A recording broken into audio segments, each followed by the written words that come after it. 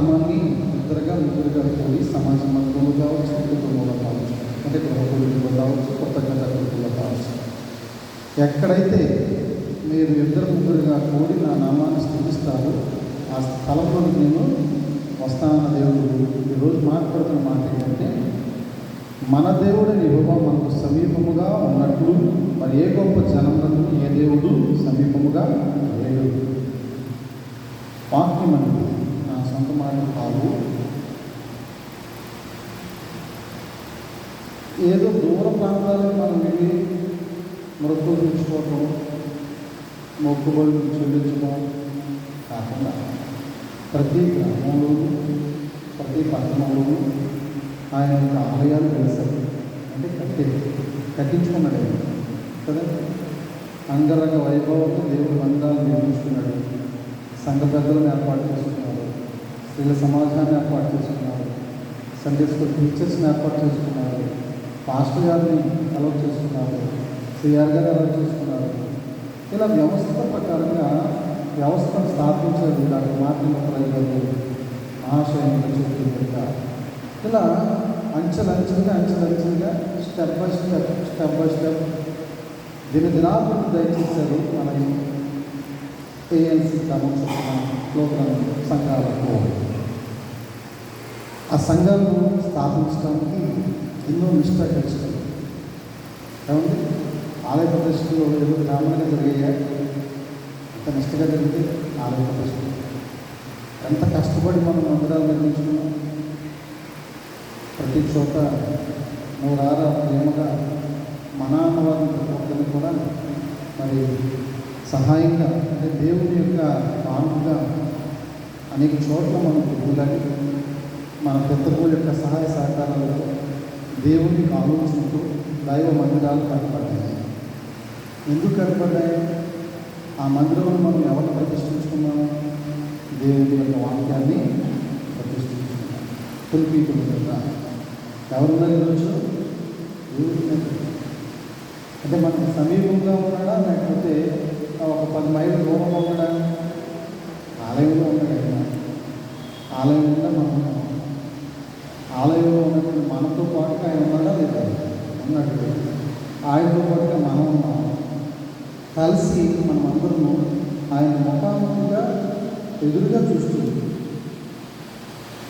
ఆయన ముందు మనము చక్కగా ఆశయంలోనే దేవుని యొక్క వాక్యాన్ని వింటున్నాం, నిలబడి ఆరాధన చేస్తున్నాం, దేవుని యొక్క ప్రకటన చేస్తున్నాం.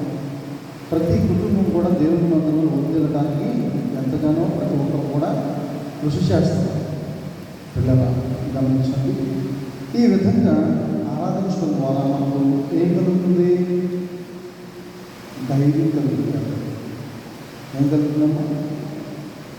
సపోజ్ ఏదైనా అవసరం అయితే పిలవగానే వస్తారండి మన తల్లిదండ్రులు. ఆడబిడ్డలు కాబట్టి మీకు చెప్తున్నాను. తల్లిదండ్రులు ఏదైనా అవసరం అయితే పాప కుటుంబం నాన్నగారు మీరు రేపు రండి అంటే రేపు సాయంకాలంకే చెప్తారా వచ్చారు. అక్క చెల్లెలు, అన్నదమ్ములు, కుటుంబం ఇలా ఏ విధంగా ఆలోచించినా మన అన్నటువంటి ప్రతి ఒక్కరు కూడా మన మాట విని తప్పకుండా మనకు దగ్గరగా వస్తారు, మనకు ధైర్యాన్ని ఇస్తారు, సంతోషంలో మనతో ఉంటారు, గొప్పలో మనతో ఉంటారు. అలా ఉండటం వల్ల మనిషి సహాయం చేయడం ద్వారా, మాట సహాయం చేయడం ద్వారా, పక్కన నిలబడడం ద్వారా మనం ఏం కలుగుతాం? ధైర్యం కలుగుతాం. భయం వేస్తుందా? అయ్యో ఈ కార్యం ఎలా జరుగుతుంది, అయ్యో నేను ఎలా అనేటువంటి ఆలోచన ఉంటుందండి. ఇంకా నాన్నవారు చుట్టూ ఉంటే ఉండదు. అలాంటప్పుడు స్వయంగా దేవాది దేవుడు, పరిశుద్ధాత్మ దేవుడు నువ్వు పిలవక ముందే పిలిస్తేనే వస్తున్నారు మన తల్లిదండ్రులు, చుట్టాలు, పట్టాలు, స్నేహితులు, శ్రేయభాషలు అంటున్నారు. దేవుడు నువ్వు పిలవకుండానే నీ చుట్టూ ఉన్నాడంటే ఉండట్లేదు. మరి అలాంటప్పుడు ఇంకా ధైర్యం ఉండాలి. అయితే ఆయన కనిపించదు కదండి.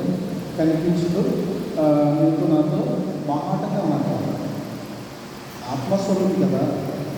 ఆత్మస్వరూపైనటువంటి దేవుడు శారీరకంగా కనిపించదు. దేవుని యొక్క మాటల ద్వారా మనకు వినిపింపు చేస్తాడు. దేవుని యొక్క వాక్ శక్తి ద్వారా మనతో మాట్లాడతాడు. అంటే వాక్యం ద్వారా మాట్లాడతాడు, అలాగే దర్శనం ద్వారా మాట్లాడతాడు, కళల రూపంలో మాట్లాడతాడు. ఏదేమైనప్పటికీ కూడా ఆయన యొక్క సన్నిధిని మన చుట్టూ ఉంచుతాడు. మనకు తోడుగా నీడగా ఉంచి మనలను కాచి కాపాడుతాడని వాక్యం తెలియజేస్తాడు. అలాంటప్పుడు మనం ధైర్యవంతులుగా ఉండాలి. అభయాన్నిచ్చేది కదండి, అభయమిచ్చేది కూడా కదా. ఏ భయం లేకుండా సురక్షితముగా నువ్వు జీవించు అని మనలను నడిపించేది. చూడండి, ఆలోచన చేస్తే అబ్రహాం ఇస్సాకు యొక్క విషయంలో మరి దేవుడు బలిగా ఇస్సాకును కోరినప్పుడు ఇస్సాకును చేతిలో పట్టుకుని అన్నీ తీసుకుని ఆయన చెప్పిన స్థలానికి వెళ్తున్నాడు. పైన పెట్టుకున్నాడు, ఆయన మనం ఎక్కడికి వెళ్తున్నాం స్థలం చూడండి. మరి దొరికింది ఎవరో ఆయన చూసుకుంటాడు. ఆయన అక్కడికి వెళ్ళిన తర్వాత దేవుడు ఇస్తాడు చెప్తుందని చెప్తాడు. ఈ విధంగా అబ్రహాము ఇస్సాకు ప్రయాణం చేస్తున్నప్పుడు అబ్రహామ వాళ్ళ చోటుకెళ్ళు అక్కడికి వచ్చే అన్నాడండి. అబ్రహాంతో పాటుగా ఇస్సాకుతో పాటుగా వీళ్ళిద్దరూ మాట్లాడుకుంటూ ఉంటే ఆయన చూసి ఆ మాటలు వింటూ వారితో పాటుగా ప్రయాణం చేసి మన ప్రయాణాలన్నీ కూడా మనం తోడుగా ఉంటాం. అందుకే వాక్యం చదివిస్తూ ఉంది, మీ రాకపోకలు యెహోవా నిన్ను ఆశీర్వదించున్నాను. విదేశాలకు ప్రయాణం, స్వదేశంలో మనం సంచరిస్తున్నాం. పరిసర ప్రాంతాల్లో రోజువారీగా వృత్తిపరంగా, వ్యాపారపరంగా, ఉద్యోగపరంగా మనం తిరిగినటువంటి మనకు దేవుడు తోడుగా ఉంటున్నాడు. దేవుడు ఆయన నూతన మనకు కావలిగా ఉంచుతున్నాడు. లేకపోతే ఎన్ని ప్రమాదాలు జరుగుతున్నాయి, ఎన్ని అగాయిత్యాలు జరుగుతున్నాయి, ఎన్ని సమస్యలు వచ్చి పడుతున్నాయి కదండి. అటువంటి సమస్యలకు మనము దేవుడు దొరకలేకుండా, మన పాదాలకు రాయి తగలేకుండా ఆయన మనలను కాపాడుతున్నాడు. అందుకే వాక్యం చదివిస్తాను, ఇజ్రాయేల్ కాపాడేవాడు కునుకడు నిద్రపోడు. ఇజ్రాయేల్ కాపాడేవాడు కునుకడు నిద్రపోడు గమనించినట్లయితే కదా. ఇజ్రాయేల్ ఎక్కలకు మోషే ద్వారా ఐగుప్తు నుంచి ఎర్ర సముద్రంలో 2 పాయలుగా చేయించి కానం వైపు నడిపించాడండి. మోషేతో చెప్పినటువంటి దేవుడు మోషేకి తోడుగా ఉన్నాడు, ఇజ్రాయేల్ ప్రజలకు తోడుగా ఉన్నాడు. వారు ప్రయాణం చేసినంత కాలం కూడా వారికి తోడుగానే ఉన్నాడు. ఏ ఒక్కరోజు కూడా వారికి దూరంగా ఉన్నాడండి. వారికి దూరంగా లేడు, ఎప్పుడు తోడుగా ఉన్నాడు, ఎప్పుడు సహాయంగా ఉన్నాడు. వాళ్ళు వేసుకున్నటువంటి పాదరక్షణ అనగా చెప్పులంటే బయట ఉండదు. చూడండి ఎంత ఆశ్చర్యకరండి. కాబట్టి 1 సంవత్సరం కానీ 2 సంవత్సరాలు 40 సంవత్సరాలు ప్రయాణం చేసేది. వాళ్ళ పితరుల యొక్క పాత ఫలితులు వాళ్ళు 40 సంవత్సరాలు ప్రయాణం చేయవచ్చు. 40 రోజులు ప్రయాణం అంటారు. 40 రోజుల ప్రయాణాన్ని 40 సంవత్సరాలు పొడిగించడానికి పరిస్థితి అక్కడికక్కడే ఫర్ ఎగ్జాంపుల్గా మనం ఒక 6 అడుగులకు వెళ్ళాలనుకోండి, కమ్యూనిటీ తెలియనటువంటి అడవులు, నల్లమల అడవులకు వెళ్ళాలనుకోండి. ఫర్ ఎగ్జాంపుల్గా ఎక్కడి నుంచి వెళ్ళాలి, ఎక్కడికి వెళ్తే పట్టణం వస్తుంది తెలుస్తుందని తెలుస్తుందండి, తెలియదు. అజ్ఞాన కాలంలో అసలు టెక్నాలజీ లేనటువంటి కాలం. అటువంటి దినాల్లో వారు 6 అడవిలో అక్కడక్కడే తిరిగారు. ఎందుకంటే ప్రవక్త మోషే మీద అనుకున్నారు. దేవాలయంలో పరిశుద్ధాత్మ దేవుడు అనగా తండ్రి కుమార పరిశుద్ధాత్మ యెహోవా దేవుడి మీద వాళ్ళు కొనుక్కున్నారు. మేము అక్కడే ఉంటుంటే మాకు చక్కగా దీపం చేసేవాళ్ళు ఐగుప్తులోనూ మరో రాజులు అవి తిని మేము బాన్సులుగానే హ్యాపీగా బ్రతికేవాళ్ళం. రోజు వెట్టుసాగిలు చేసేవాళ్ళు, బరువులు పోసేవాళ్ళు, తిడితే తిట్టించుకునేవారు, కొడితే కొట్టించుకునేవారు, చంపితే చంపించుకునేవారు. అటువంటి నీచమైనటువంటి పరిస్థితుల దేవుడు వినిపించి నడిపిస్తే వాళ్ళు ఏమంటారంటే మోషని, మేము చక్కగా ఉండేవాడు అంటున్నారు, ఇంకొక నీళ్ళు కూడా లేకుండా మమ్మల్ని చంపుతున్నాము అని మోషన్ మీద చంపుతున్నారు. అయితే దేవుడు వాళ్ళు చెప్పిన మోషేకి చెప్పి దేవుడు ఏ విధంగా నేను తోడుగా ఉంటానంటే ఆ విధంగా మోషేకి తోడుగా ఉన్నాడు. ఎవరినైతే వినిపించుకుని తీసుకొస్తున్నాడో మోషే వారందరికీ కూడా సమీపంగా ఉన్నాడు. ఆకలేస్తుందంటే కొడుకుని కురిపించాడు, ఆకలేస్తుందని ఏడిస్తే మన్నాను కురిపించాడు, దాహం వేస్తుందని బాధపడితే బండను కొట్టి మోస కొట్టి నీళ్ళని రప్పించాడు, మారాను మధురంగా మార్చాడు కదండి. మార్చడం లేదు. ఈ విధంగా అనేకమైనటువంటి పరిస్థితుల్లో ఇజ్రాయేల్ దేవుడు సహాయంగా ఉన్నాడు, సమీపంగా ఉన్నాడు. అంటే సమీపంగా అంటే మనం ఇక్కడి నుంచి ప్యాకేస్తే కొంత లెక్క అనిపిస్తుంది కదండి. గట్టిగా చీకట్లో ప్రయాణం చేస్తాం అనుకోండి, ఒంటరిగా చేస్తున్నాం అనుకోండి, ఆ పరిసర ప్రాంతాల్లో ఇల్లు లేవనుకోండి, ఒక ఊరికి మధ్యలో ఉన్నామనుకోండి, బండి అయిపోయింది అనుకోండి, ప్రయాణం అయిపోయింది అనుకోండి, రాత్రి సమయం అనుకోండి, ప్యాకేజ్ ఎవరు పలుకుతారండి. కాస్త ఊరికి దగ్గరలో అనుకోండి, ఒక 5-10 నిమిషాలు వెళ్ళేటువంటి మార్గం అనుకోండి, మనకి ఏదైనా కంపెనీ ఏదైనా ప్రమాదం అయితే లేకపోతే అవసరమైతే ప్యాకేజ్గా పలుకుతారు కదండి. అలాంటి పరిస్థితుల్లో దేవుడు ఒక ఊరికి మధ్యలో కాదు, ఒక దేశానికి మధ్యలో, ఒక అడవి మధ్యలో వాళ్ళకి సమీపంగా ఉన్నాడు. ప్రతిరోజు కూడా ఎలా ఉందంటే పగలు మేఘస్తంభమే, రాత్రులు అగ్నిస్తంభమే. పగలు మేఘస్తంభమే ఎందుకున్నాడు? వాళ్ళకి ఎండ తగలకుండా, సమస్యలు పోకుండా. మరి చిన్నపిల్లలు కూడా ఉంటారు కదండి, పసిపిల్లలు ఉంటారు, వృద్ధులు ఉంటారు, యవనస్తులు ఉంటారు. ఇలా తట్టుకోలేనటువంటి పరిస్థితిని కలిగి ఉన్నటువంటి ఆరోగ్యంగా వాళ్ళు ఉండొచ్చు. వీళ్ళందరినీ కాపాడడానికి వాళ్ళు వెళ్ళేటువంటి స్థలాల్లో, వాళ్ళు వెళ్ళేటువంటి దారుల్లో ఆయన పైకి చేసిందంటే మేఘస్తంభాన్ని పెట్టేటంట. అంటే కిందకి వెళ్ళా గొడి వేసుకున్నాము, నెలకి ఎంత వస్తుందా? టూర్ ఎండుంది అంటే అందుకంటే ఉంది, కానీ గొడి వేసుకున్నాము ఆ ఎండ మనకి కలుగుతుందా? అలా మేఘస్తంభమై గొడుగల్లి అయి ఉండి ఇజ్రాయేల్ ప్రజలకు సమీపంగా ఉన్నాడు. వారి నడక ముందుకు నడిపించాడు, వారికి అన్ని విధాలుగా సహాయ సహకారాలు అందించాడు అని వాక్యం సెలవిస్తూ ఉంది. ఇలా అబ్రహాము ఇస్సాకుకి తోడుగా ఉన్నాడు. అబ్రహాము ఇస్సాకు ప్రయాణాల్లోనూ సమీపంగా ఉన్నాడు. దేవుడు నమ్ముకున్నటువంటి బిడ్డలు హెబ్రీలు, ఇజ్రాయేలీలు మోషే నాయకత్వంలో నడిపించబడుతూ ఉంటే వాళ్ళందరికీ కూడా దేవుడు తోడుగా ఉన్నాడు అని వాక్యం సెలవిస్తూ ఉంది. ఎవరైతే నిజంగా మొదలుపెడతారో వారి మరణ దేవుడు ఆనందిస్తాడు. ఎవరు మరణిస్తాడమ్మా? నిజంగా మొదలుపెట్టేవారు దేవుడు నమ్మనటువంటి విధంగా ఉండి, అంటే దేవుడు నమ్ముకోకుండా, దేవుడి మీద ఆనుకోకుండా దేవుడికి వస్తాడా? సమీపంగా ఉంటాడా? పిలిస్తే పలుకుతాడా?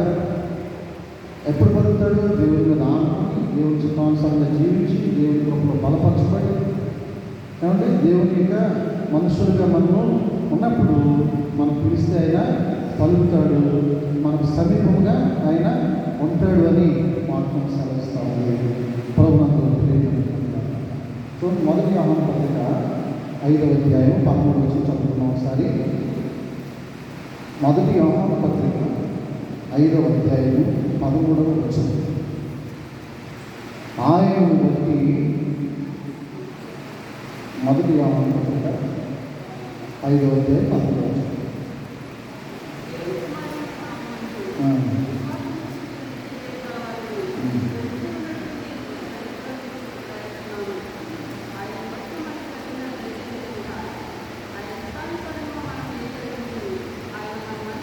అది కాదేమో పిల్లరా, ఆయన మనం ఏది అడిగినా ఇదేనా, ఆయన మన మొర ఆలకిస్తాడండి, అది మనకి ఇస్తాడట. అలాగే చెప్పేసి పక్కన రోజు చదువుకుందండి, నాకు ఇంకా ఉంటుంది. ఒక సీట్ మనకి కలిపి ఎప్పుడు కలిపెత్తడా లేదండి, పక్కన స్కూల్లో ఉందండి, అలాగే స్కూల్లో ఉంది, సెపరేట్ ఉంది. అందులో కనీసం 4 ఏదో రకంగా అంటే చేస్తాడా? అంత ఎందుకు లేదు, వెనకాల స్థలం కలవడు, ఊళ్ళో లేదు, ఏదో విధంగా నన్ను బతిమాలి నా పూర్తిని ఇచ్చేసేలాగా, లేకపోతే ఏదో పదో పదకొండు కోసం ఇచ్చేసేలాగా చేయి బ్రహ్మ, మరి ఎంతో నేను నమ్మకంగా ఉన్నాను నీ పట్ల, నీ వాక్యాన్ని విన్నాను, చదువుతున్నాను, ప్రార్థన చేస్తున్నాను అని ప్రార్థన చేస్తే ఆ ప్రార్థన విని ఆ చిత్తం జరిగించేతగా దేవుని చిత్తానుసారంగా దేవుడు అడగాలి. మనుషుల చిత్తానుసారంగా దేవుడు అడిగితే ఇస్తాడా? ఎవడో పైగా ఇంకా అలాగే ఉండిపోతాం. అంజూరం తింటూ చూసారా పచ్చగా, ఆ పచ్చదాన్ని అలా ఉండిపోతాం, కానీ కాయలు ఆశీర్వాదం ఉండవు, బాగా హైగా ఉంటాం తప్ప సంతోషం ఉండదు, సమాధానం ఉండదు, ఏ విధమైనటువంటి భరోసా ఉండదు అని వాక్యం తెలియజేస్తూ ఉంది. అయితే యేసుప్రభు చూడండి, సిలువ వేయబడేటువంటి ముందు రోజు రాత్రికాల సమయంలో నియమ గురువారం ఏ విధంగా ప్రార్థన చేశారైనా ఏమండి అలా చేశారు? ప్రభువా ఈ గిన్నె నా నుంచి తొలగించు, నీ చిత్తమా, లేకపోతే నీ చిత్తం ఎలా ఉంటే అలా చేయి అన్నాడా? లేకపోతే అబ్బాయి నేను విడిచిపెట్టుకున్న భాగ్యాన్ని నేనేదో వీళ్ళకి వాకింగ్ ఎవరికి వస్తే వీళ్ళందరూ నన్ను సిగ్గువేస్తుంటే మీ పైన కూర్చొని అలా చూస్తారా తండ్రి, మీకు ఏమైనా న్యాయమా, ధర్మమా, కరుణించు, కాపాడు, నా ప్రాణాన్ని నిలబెట్టు అని ప్రార్థించడం. ప్రభువా నీ గిన్నె నా నుంచి తొలగించు, లేకపోతే నీ చిత్తం అలా చేయాలి. సమస్యలో ఉన్న అవసరంలో ఉన్న కాబట్టి ప్రతి అవసరం యేసునామంలో తీరుస్తాడు. యేసునామంలో మనం ఏం ప్రార్థన చేస్తే ఆ అవసరతను దేవుడు తప్పకుండా తీరుస్తాడు. ఎందుకంటే ప్రభువులు రాజును ఆయన దేవుడు చక్కని అభిషేకాన్ని ఇచ్చాడు, అధికారాన్ని ఇచ్చాడు. యేసు ప్రభు వారికి ఆయన నామములో మనము దేవుని యందు తగ్గించుకుని ఆత్మీయంగా ఆదర్శవంతమైన క్రైస్తవులుగా మనం ఏదైతే ఆయన మనకు అది ఇస్తాడంటే దేవుడా అడుగుడి మీకు ఇవ్వబడును. అబ్రహాం చాలా బహు వృద్ధాప్యం ఏం పొందుకున్నాను? దేవుడికి అసాధ్యమైందా? దేవుడికి సాధ్యమే లేదు, ప్రతీదీ సాధ్యం. దేవుడికి అసాధ్యమైంది ఏది కూడా లేదు. కన్నీటిని నాట్యముగా మార్చాడు, చక్కని వారసులను ఇచ్చాడు. ఇస్రాయేలు విస్తారమైన సంగతి నేను ఆశ్రదిస్తానని మాట్లాడాడు. అటు రీతిలోని వారి కుటుంబాన్నైనా దీవించినట్లుగా మనం లేఖనాల ద్వారా చదువుతున్నాం. మన ప్రభుత్వం ప్రియమైనటువంటి ద్వారా ఆయన చిత్తమేదో తెలుసుకుని మనం ప్రార్థించాలి. ఏది పడుతుంది అడిగేయకూడదు. అడిగిన ఆయన ఎవరైనా ఆయన మీద అబద్ధాలు, ఇది ఆయన చిత్తమా కాదా, ఇది అడగొచ్చా అడగకూడదా అని చాలా క్లారిటీగా మనము దేవుని భయభక్తులతో ఆయన అడిగితే తప్పకుండా మనకు ఆశీర్వాదాలు ఇస్తాడండి. కూడా చివరిగా చూడండి ఒకసారి యెషయా గ్రంథం 45 వచ్చిన చదువుకుంటాం. యెషయా 45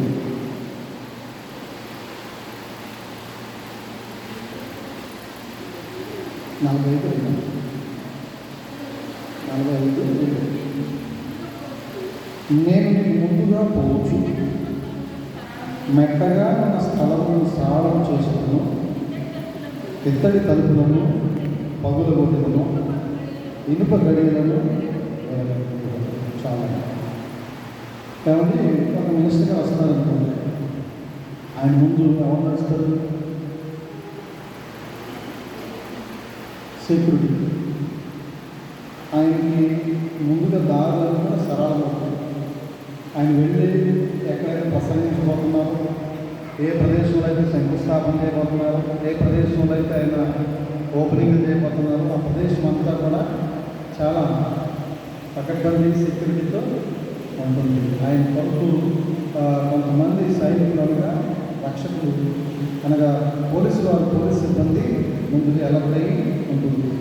అటు వెళ్ళే కావాలి, అటు వెళ్ళకుండా ఇటు వచ్చే కాళ్ళకి రాకుండా ఆయన వచ్చేంత వరకు, ఆయన వెళ్ళేంత వరకు కూడా దారంతా కూడా చాలా పీస్ఫుల్గా, ట్రాఫిక్ లేకుండా, జనసంచారం లేకుండా చేస్తారని చేయడానికి. అంటే ఆయన ముందు ఎవరు నడుస్తున్నారు? ప్రజలు నడవకుండా సెక్యూరిటీ వాళ్ళు నడిపించి ఆయన మార్గాలన్నింటినీ కూడా సరళం చేస్తున్నారు.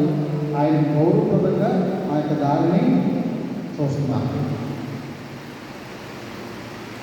మరి ఆయన యేసయ్య 45లో నేను నీకు ముందుగా పోవచ్చు.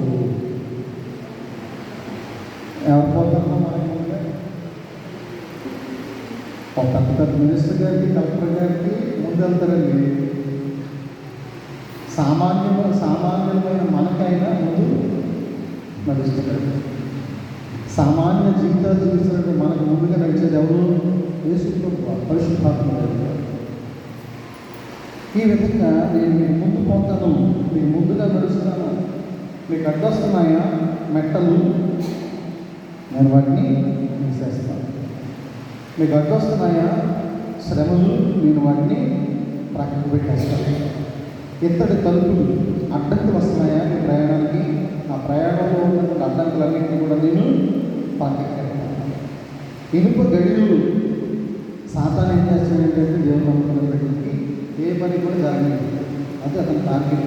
అతనిలో గొప్పతనం ఏంటంటే దేవుని బిడ్డలు ఎక్కడికి వెళ్తానన్నా వెళ్ళనీయుడు, ఏం చేస్తానన్నా చేయనీయుడు. ఆ కుటుంబాన్ని వాళ్ళ సంతోషంగా ఉంటే ఆయన వార్చలేడు. సాతాను చేసేటువంటి పని.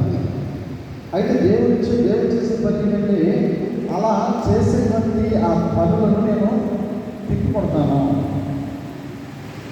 వాడుకోవడం బాగుంది. ఎక్కడికి వెళ్తుంది? మన గుడ్డవరకు గోడకి మళ్ళీ ఎప్పటికీ రాదు. సాతాను వేసేటువంటి అగ్నిబాణాలు మళ్ళా నేను తిరిగి వెనక్కి పంపిస్తాను. అందుకే నేను పౌరులు అనేకమైన శ్రమలు పొందేది సేవలో. ఆయన ఎంత సుఖపడ్డాడు. బాహ్య ప్రపంచంలో ఒక సామాన్యంగా బ్రతికినప్పుడు, ఒక అధికారిగా బ్రతికినప్పుడు అంతకు వీటిప్పుడు ఆయన సేవలు బాధపడ్డాడు. శ్రమల గురించి చాలా ఇబ్బంది పడ్డాడు. అన్నీ ప్రతికూలమైన పరిస్థితులు, ఏది కూడా సమతుల్యమైన పరిస్థితులు ఎక్కడ కూడా ఆయనకి ఎదురవుతా. ఆయన మాట అంటేనే అసలు ఊడ్చేవాడు కాదు. ఆయన మాట అంటే ఎవరికి మిగులు పడేది కాదు.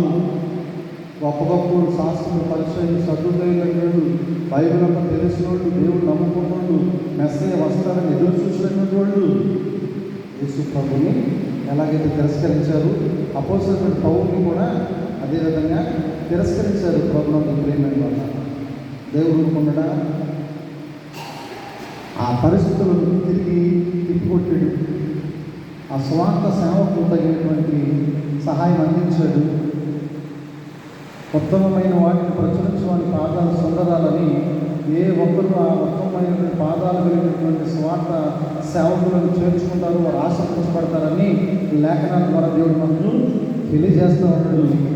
ఇలా అడ్డొచ్చినటువంటి ప్రతి విధమైనటువంటి ప్రతికూలమైనటువంటి పరిస్థితులు నేను త్రెంచుతాను, ప్రక్కకు పెడతాను, పగలు కొడతాను అని దేవుడు మనకి అభయం ఇస్తా ఉన్నాడు. ఏమిస్తున్నా మనకి అభయము ఇస్తున్నాడు. చూడండి, దేవుడు చేసేటువంటి మహోపకారాలను కాబట్టి పర్వతములు తొలగిపోయిన మెట్టలు తప్పడున్నాను, నా కృప నేను విడిచి పౌలు అంటున్నారు. ఈరోజు రాత్రికాల సమయంలో నాకు నీకు ఇస్తున్నారు. పర్వతాలు తత్తరిల్లినా, మెట్టలు తత్తరిల్లినా, పర్వతాలు తొలగిపోయినా నా కృప, దేవుని కృప మనలను విడిచిపోతుంది. ఆ కృప మనకు ముందుగా నడుస్తుందట. యెహోవా దూత ఆయన యొక్క భక్తులకు ముందుగా నడుస్తాడని వాక్యం ఉంది. యెహోవా భక్తుల యొక్క ప్రయాణాల్లో, అవసరాల్లో, కుటుంబ అవసరాల్లో దేవుని యొక్క దూత వారికి ముందుగా నడుస్తాడు, వారి యొక్క మార్గాలు సరళం చేస్తాడు అని చక్కని వాక్యాన్ని మనకు అందిస్తున్నారు. పిల్లరా, ఈ యొక్క రాత్రికాల సమయంలో రష్యా ప్రవక్త ఆయన యొక్క వచనాల ద్వారా, అలాగే యోహాను పత్రిక పాఠం ద్వారా, అలాగే ద్వితీయోపదేశాలు మన పెద్దలు అయినటువంటి భక్తులు ఈ యొక్క మాటలన్నీ కూడా మనకు తెలియజేస్తూ ఉన్నారని గమనించవలసినటువంటి సమీపంగా ఉన్నాడు. ఒకటి. రెండవదిగా మన మాట వింటున్నాడు. వింటలేదా? సమీపంగా ఉన్నాడా లేడా? అలాగే మనకి ఏది అడిగితే అది ఆయన మనకు ఇస్తున్నాడు. ఎన్ని అడ్డంకులు వచ్చినా, ఎన్ని అవరోధాలే వచ్చినా, నా పిల్లలు మీరు ఏదైతే అది నేను ఇస్తాను అని మాట్లాడుతున్నాడు. సింహపు పిల్లలైన ఆకలి కొట్టాయి, కానీ నా పిల్లలు ఎన్నడూ కూడా ఆకలి కొనరు, ఆకలి కొనేటట్టుగా నేను ఉంచను అని వాక్యం ద్వారా దేవుడు మనతో మాట్లాడుతూ ఉన్నాడు. ప్రభుత్వం ప్రియమైనటువంటి వల్ల దేవుని వాక్యం ఎంత ఆత్మీయమైనటువంటి ధైర్యాన్ని, ఆదర్శవంతమైనటువంటి క్రైస్తవ్యాన్ని మనకు ఇస్తున్నారు వాక్యం ద్వారా దేవుడు. అలాంటప్పటికీ మనకు భయం ఏంటి? భయపడొచ్చా? దేనికైనా సమస్యలకు భయపడొచ్చా? అనారోగ్యానికి భయపడొచ్చా? అవరోధాలకు భయపడొచ్చా? దేవుడిలో మనము తదేకమై ఉన్నప్పుడు ఏ భయాలు కూడా మనను సమీపించవు. ఎందుకంటే మనకు సమీపంగా ఉన్నది ఎవరు? దేవుడు కనుక. అబ్రహాం ఇస్సాకులు జీవితాల్లో తోడుకున్నాడు. మోషే యొక్క ప్రయాణంలో తోడుకున్నది. ఇజ్రాయేల్ అందరికీ కూడా తోడుగా ఉండి కానాను వైపు నడిపించినటువంటి దేవుడు ఈ రాత్రికాల సమయంలో పరిశుద్ధాత్మ దేవుడుగా మీకు నాకు తోడుగా ఉన్నాడు. దేవుని యొక్క నామములో, అనగా యేసు నామములో ప్రతి అవసరతను, మన అవసరతను, ఆత్మీయ అవసరాలను దేవుడు తప్పకుండా తీరుస్తాను అని వాక్యం ద్వారా మీతో నాకు మాట్లాడుతున్నాడు. ప్రభువు ప్రియమైనటువంటి నేను నీకు ముందుగా పోవచ్చు, మెట్టగా ఉన్న స్థలములను సరళము చేస్తున్నాను, ఇత్తడి తలుపులను పడగొట్టుతున్నాను, ఇనుప గడియలను విరగొట్టుతున్నాను. ఎంత అపేక్ష దేవుడు మనకు సమీపంగా ఉన్నట్టు, మనం ఆయనకు మొర్ర పెట్టినప్పుడు మన దేవుడు మనకు సమీపముగా ఉన్నట్టు, మరి ఏ గొప్ప జనములకు ఏ దేవుడు సమీపముగా ఉన్నాడు అని వాక్యించాలి కదండి. యెరూషలేము వెళ్ళక్కర్లా, మనం ట్రైన్లోను, ఫ్లైట్లోను, ఫ్లైట్ టికెట్ కొనుక్కొని అక్కడ ఉన్న దేవుడు మనకు దగ్గరికి వచ్చేసాడు. అన్ని జనుల మధ్యకి వచ్చి అన్ని జనుల మధ్య సువార్త అందిస్తున్నాడు. అనేకులైనటువంటి సేవకుల ద్వారా, మాస్టర్ గారి ద్వారా, పరిచారకుల ద్వారా, స్వార్థ ప్రాంతాల ద్వారా స్వార్థను ఆయన వ్యాప్తి చెందింపజేస్తున్నాడు, అభివృద్ధి చేస్తున్నాడు.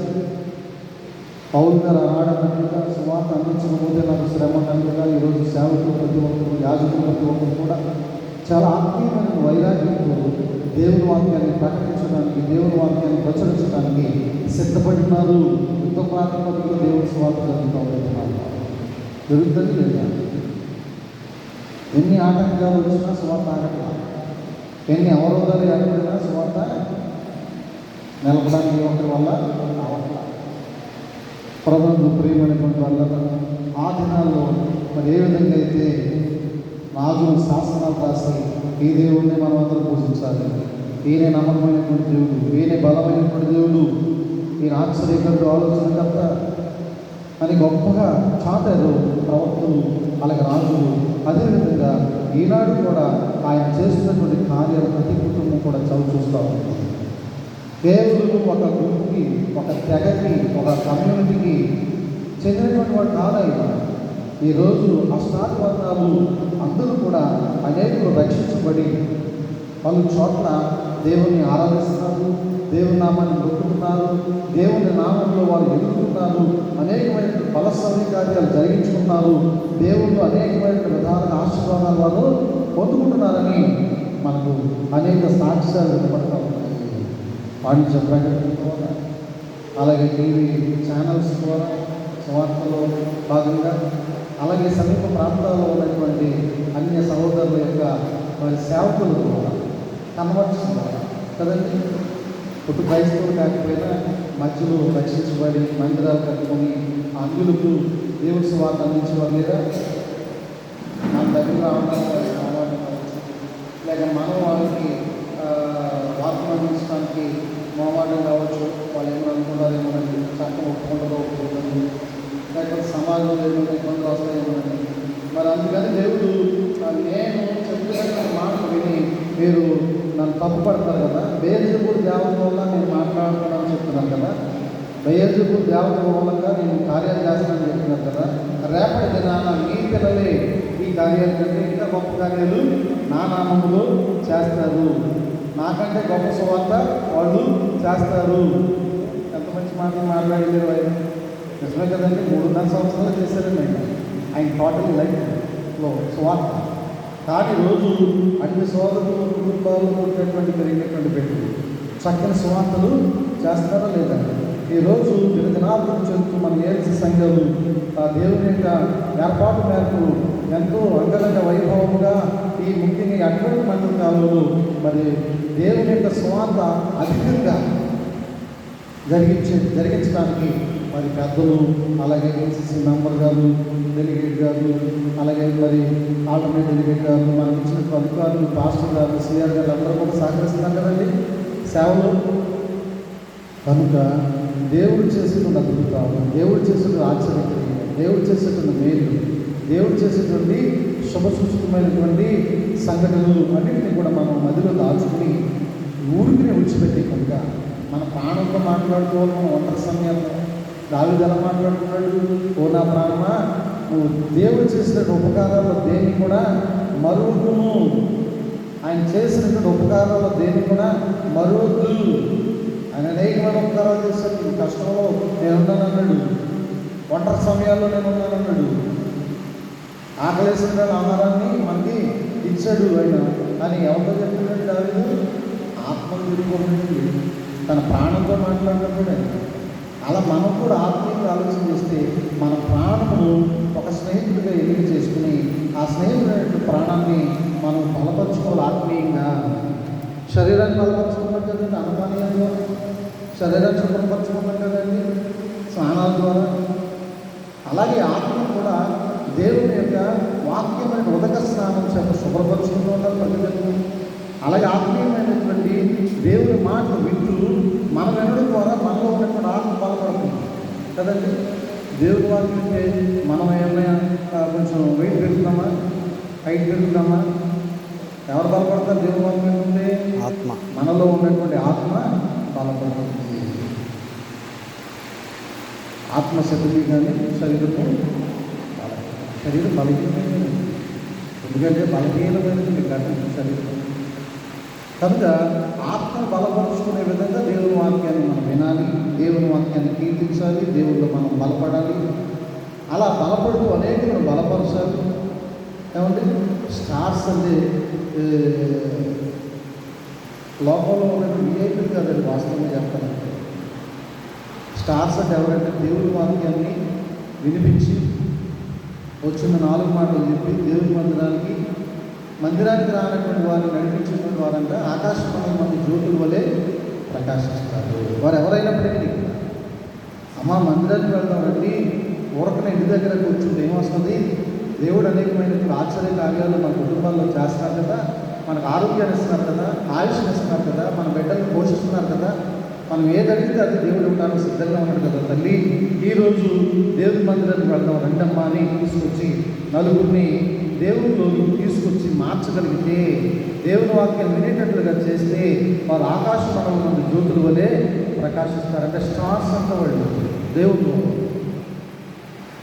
పిల్లల ఈ యొక్క మాటలన్నీ కూడా మనం ఆలకించి దేవుళ్ళు బలపడి ఆత్మీయమైన మేలు పొందుకునే విధంగా మనం కృషి చేస్తూ సంఘాభివృద్ధికి పాటుపడుతూ కుటుంబ శ్రేయస్సు మనము ముందు అడుగులు వేస్తూ కుటుంబ శ్రేయస్సుతో అడుగులు వేస్తూ సంఘ క్షేమాభివృద్ధిని కోరుకుంటూ పౌలు గారు ఏం చేశారంటే సంఘ క్షేమమే నా ప్రాణము ఆయను అంటే. సంఘ క్షేమం అంటే సేవకుడైనటువంటి పౌలు గారికి ప్రాణం అంటండి. సంఘ క్రమం అంటే దేవునికి ఎంత ప్రాణమో, అలాగే సంఘ క్షేమం అంటే అపోస్తలుడు పౌలుకి ప్రాణమని వాక్యం చదివిస్తూ ఉంది. మరి ఆ విధంగా మనం విన్నటువంటి వాక్యం ద్వారా ఆత్మీయంగా మనం బలపడుతూ అనేకులను బలపరిచే విధంగా మనం ముందుకు కొనసాగుతూ దేవుళ్ళు అంటుకట్టబడాలని దేవుని వాక్యం మనకు ఎంతగానో చక్కని విషయాలు నేర్పిస్తూ ఉంది. ప్రభుత్వం ఈ విధంగా మనం ముందుకు నడుస్తూ మరి చెప్పబడిన వాక్యంలో ఏ విధంగా అయితే నేను నీ సమీపంగా ఉన్నాడు అని దేవుడు మాట్లాడుతున్నాడు, నేను నీకు సమీపంగా ఉన్నాడు, ఏ జనానికి కూడా ఏ దేవుడు కూడా సమీపంగా లేడు అని ద్వితీయోపదేశం 4వ అధ్యాయం 7వ వచనంలో చెప్తా ఉన్నాడు. అటు రీతిలో మనకు సమీపంగా ఉన్నాడు, ఉండేటట్లుగా మనం ఉన్నామనేది విషయాన్ని గమనించి దేవుళ్ళు బలపడుతూ ముందుకు కొనసాగాలి. అబ్రహాం, ఇస్సాకు ఏ విధంగా అయితే దేవుని మీద ఆధారపడ్డారు, వారి ప్రయాణంలో దేవుడు వారికి తోడుగా ఉన్నాడు, ఆపద నుంచి తప్పించాడు. అలాగే ఇజ్రాయేల్ యొక్క ప్రయాణాల్లో దేవుడు తోడుగా ఉన్నాడు, ఇజ్రాయేల్ ప్రజల యొక్క ఆపద నుంచి తప్పించాడు. పగలు మేఘస్తంభమై, రాత్రులు అగ్నిస్తంభమై వారందరికీ కూడా తోడుగా ఉన్నాడు. ఏ విధంగానైనప్పటికీ కూడా వారి ఆకలిని తీర్చాడు, వారి దాహాన్ని తీర్చాడు. అన్ని విధాలుగా వారికి తోడుగా నీడగా ఉండి సమీపంగా ఉండి నడిపించాడు. పిల్లరా, ఆలోచన చేద్దాం. ధైర్యాన్ని ఇచ్చేది దేవుడే. ఆయన్ని బట్టే మనకు కలిగినటువంటి ఈ ధైర్యం, ఆయన చిత్తానుసారంగా మనం ఏదడిగితే ఆయన ఇస్తాడనేటటువంటి ఒక నమ్మకాన్ని, మనకు విశ్వాసాన్ని నూరుపోస్తాం. విశ్వాసులైనటువంటి వారు దేవునికి ఇష్టమైనట అసాధ్యం. ఇష్టపడతాడని దేవుడు విశ్వాసం లేకపోతే నామకాంతంగా ఉండి ఇష్టపడతాడా? లోక సంబంధమైనటువంటి తీర్థంతో ఉండి ఆ దేవునికి వ్యతిరేకంగా మనం అనేకమైన బలహీనతలు కలిగి ఉండి మన ఆత్మను మనం బలపరుచుకోవడానికి ఆయన అవకాశం ఇస్తాడా? ప్రతి ఒక్కరు కూడా జ్ఞానం కలిగి పిల్లలు ప్రతి ఒక్కరు కూడా మెలుగుతూ దేవుళ్ళు బలపడుతూ ముందుకు కొనసాగిపోవాలని దేవుని వాక్యం తెలియజేస్తూ ఉంది. అట్టి కృప పరిశుద్ధ ఆత్మ దేవుడి